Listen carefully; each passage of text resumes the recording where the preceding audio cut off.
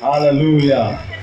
Look at your neighbor and tell your neighbor, in this service, God shall locate me. Ah.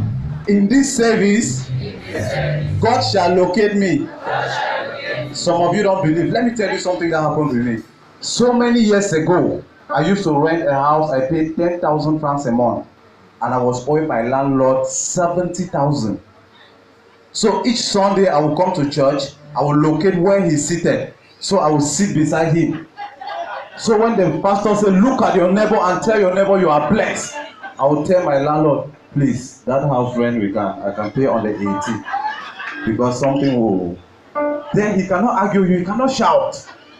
But one day the Lord located me. So when I came to church, I located where he was seated. I sat beside him. And when the pastor was ministering, pastor said, "Look at your neighbor and tell your neighbor, neighbor, after this service, your debtor shall pay you double." How will I tell my landlord that I will pay him double? It's as if it did not end there. The pastor said, "Look at your neighbor eyeball to eyeball.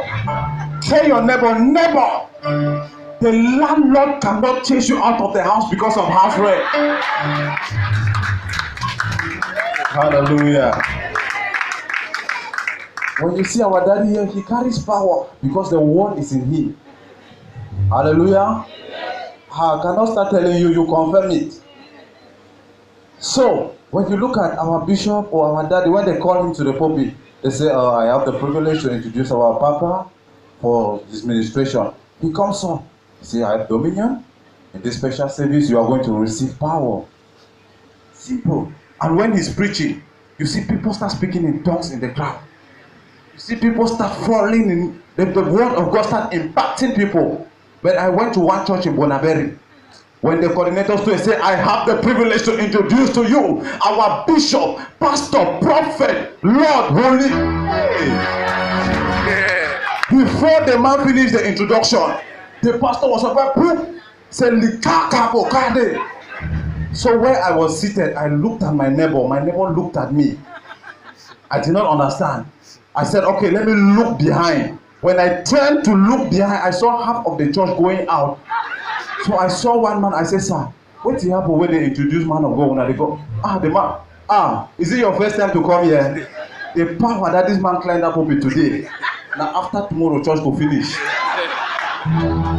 I said, "I'm not going home today. I will see." I stood there 1 hour, bakaka, 2 hours, libraba, 3 hours, nothing.